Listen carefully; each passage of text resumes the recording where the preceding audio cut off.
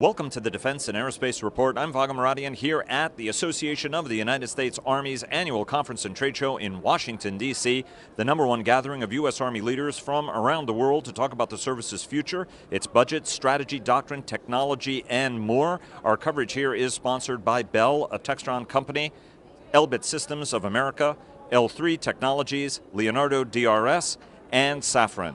And we are honored to have with us our guest, the 21st Director of the Defense Intelligence Agency, Lieutenant General Bob Ashley. Sir, thanks very much for making time for us. No, you're welcome.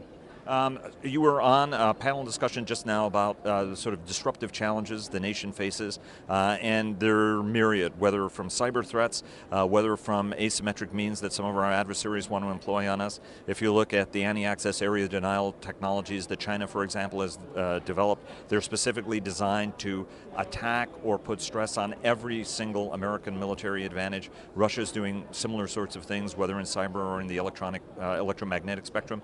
Talk to us from your perspective, what are some of the more serious disruptive threats the United States military faces? So you mentioned some of those. We look at things like hypersonics, artificial intelligence, remote vehicles, and a lot of times people think about unmanned aerial vehicles. It's not only unmanned aerial, it could be a terrestrial ground unmanned vehicle. It could be something that is below the water. So there's a number of things like that. Artificial intelligence, a big one. The other part is human performance. A lot of people don't think about how do you go from, a digital to AI to the fact that I can actually hook you into a machine for a cognitive enhancement. And it's not only cognitive enhancement, but also looking at things like stamina and physical human performance as well. So there's a multitude of things like that that we watch closely. But weapon systems wise, it's things like hypersonics, and then different kind of capabilities, photonics, different kind of materials that are developed, whether it's additive capability to do lasers, to do sensing, to do communications, whether it's quantum computing that gets you into encryption, algorithms that are very sophisticated, things along those lines. So there's a multitude of technologies that we watch. But for us from DIA, the big piece of that is, okay, how are you going to operationalize it? What's the context in which you're going to use it? How are you going to deploy it? What's the doctrine? What's the organization? So it's not just this, I have a box that does this, or I have a hypersonic, glide vehicle. Okay, well, how are you going to operationalize that? And how are you going to fight it? And so at the end of the day for us, it's not only understanding what disruptive technologies are out there, but in the context of how is that going to be used in conflict. So the leadership that we have and the force, 17 years of continuous combat, longer for special operations forces, and certainly sporadically if you look at Bosnia and other missions, Somalia, right back to the Gulf War, have been, you could say, a continuum of operations for U.S. military. Certainly that's what the Air Force would tell you as well. Talk to us about the intellectual shift. Your organization has been laser focused on obviously providing global intelligence, but specifically on the counter-terror, counterinsurgency operations where many of your predecessors spent a vast majority of their time. Yeah. Talk to us a little bit about the adjustment you're making to get back into that great power mindset, given that the Defense Intelligence Agency has been on the vanguard of intelligence since it was founded right after the end of World War II. Yeah, so for us, the core competencies we have is understanding foreign militaries and the operational environment. So what you've highlighted is the fight we've all been in the last 17 years, which is the counterterrorism fight. That is an operation for the most part. We could kind of choose the time and place of engagement. We could set the tempo of operations for the most part. Then when you get back into great power competition, it is major combat operations. That is a different kind of fight. And all the chiefs of the services fully appreciate that. They have embraced that. You see that in places like for the Army, the National Training Center, where we're getting back into, okay, how do you go to the field and engage in major combat operations, and how do you integrate the technology that's developed over the last couple of decades and apply it? So everything has context to it.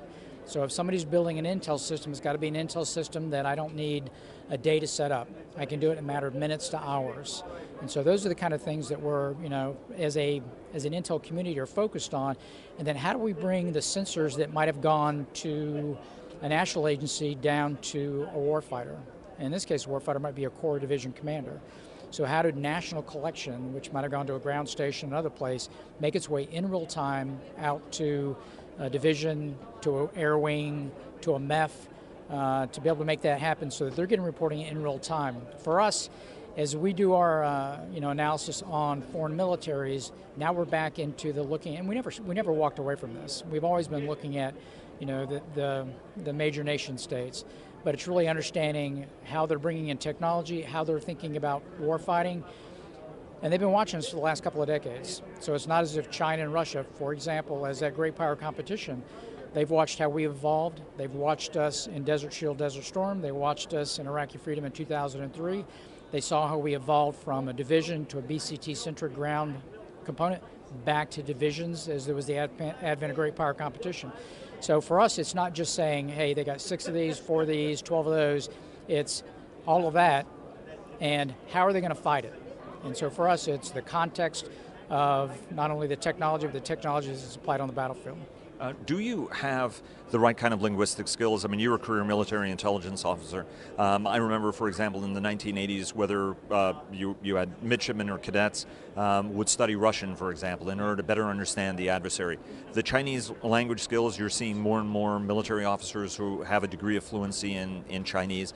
But one of the great criticisms is when Chinese come to the United States, they learn a lot about what we do. When we go to China, we don't learn any more than pretty much the language to refine it. Do you have some of those linguistic and cultural skills of the depth and breadth that you need given the scope of the challenge? So we are building those. A smart person once told me, he said, the best way to understand the culture and understand a nation is to learn their language.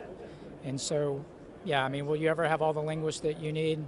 You won't. And these are complicated languages, but it is something we invest in, because I think that is a good foundational piece to understand, how they think, how they approach problems, how they problem solve. Because one of the key things for us is, what are the intentions? Whether you're facing an enemy at the 4-star level, or you're facing a national decision maker, or if it's at a tactical level, a key thing is understand as much as you can about that person, what the intent is, and how the intent supports whatever the capability they have. So language is a great place to start that. There's a lot of things from a technology standpoint in the way of machine learning that helps augment that, because when you look at all the collection of the material you bring in, sometimes you may be challenged to have a linguist listen to everything. So one of the key things that we got to be able to do is triage it because of the volume and scale, because you can just literally collect so much information now that you got to have tools that save the analyst time so that he can actually think about analysis and applying tradecraft against the information that he has, as opposed to just going through all of it.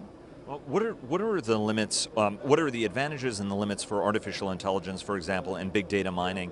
I mean, we find that the intelligence game itself is fundamentally changing, right? I mean, when once we were the only people who had spy satellites of great fidelity, now you can buy satellite imagery of remarkable fidelity that is awkward for militaries around the world in terms of kind of the capabilities that they can reveal. Talk to us a little bit about both the opportunity and the potential challenges on AI and big data from an intelligence perspective. Yeah, so for us it is, you never walk away from your analytic tradecraft. So it's one thing to say, you pull all this information in, you're able to aggregate it, you're looking for patterns and things like that. But at the end of the day, you never want, it's not a Google search, right? It's not going on Yahoo and looking things up. There is tradecraft, so the analytic tradecraft that's applied in terms of sourcing, understanding the source, critical thinking, all that tradecraft gets applied to publicly available information. Now, in there, the sweet spot between open source or public available information is coupling that with kind of that pristine classified access that we have in the IC. And so I think really where our key insights are is kind of that nexus or that Venn diagram that overlaps not only what's available in the public domain, but what is available from very sensitive classified sources. And I think that's where we start to discern the real insights that are not available to just anyone. What about IC cooperation, right? I mean, if you look at it, some of the best intelligence, folks always have a tendency of joking about the State Department people going to canapes and receptions, but that's actually some of the places where you get your best intelligence from. Talk to us about cooperation across the intelligence community, and I have a follow-up on that as well. Yeah, I mean, I think it's tremendous. Everybody is kind of rowing in the same direction, and everybody has different kinds of placement and access that they can get information, but it is the collective of all those 17 organizations and what the services provide, and equally important, what our partners provide. So if you go back and you look at the National Defense Strategy, one of the major lines of effort is leveraging allies and expanding the number of allies that we work with, because they will have placement and access. They'll have the cultural insights that tie into linguistics, that they live in that neighborhood, that we may not necessarily have. And so expanding that network is not just the 17 organizations in the IC, it is all the allies and partners that we have on a global scale to help us understand what's taking place. Two questions. One of my senior intelligence friends said, it's one thing for us to warn, it's another thing for our leaders to listen to what we're warning them about. Do you think that there's been a sea change in that as an senior intelligence officer, you can present information and senior leadership is going to be listening to it, given that you're the eyes and the ears, you're the watchtower that gives folks advanced warning, whether it's a systems threat, a strategic threat, or otherwise? I have no doubt. I am not encumbered in the least way to make sure that I can, provide the assessment without any, concerns that there's pressure to do something different. I'm very, very comfortable with that. And what I tell people is that, commanders will make their own judgment, and that judgment will be based on the information we provide.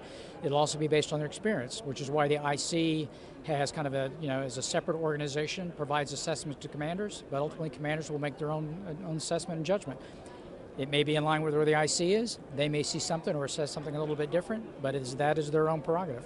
Let me ask you one last question, and that is, what we saw after 9/11 was the intelligence community say, hey, look, we're going to break down all of these barriers and the walls, so that, I remember talking to Bob Cardillo about this, and at the time was, look, we got into a problem because stuff was stovepiped. It's more important for us to do proper vetting at the front end and allow folks to share in this information, to be able to have that aha moment, even if it's in the middle of the night. The flip side of that is we saw the Bradley Manning incident and the Snowden incident. So talk to us about what you think the best balance is to make sure that you don't recreate some stovepipes because of a few very, very bad and very unfortunate incidents. What's the best way to try to tackle this? Yeah, so I can't give you the technical ways, but there are ways in which your credentials identify you in a certain way based on your job and position that allows you access to certain information, so that you would not necessarily have kind of a Snowden kind of event.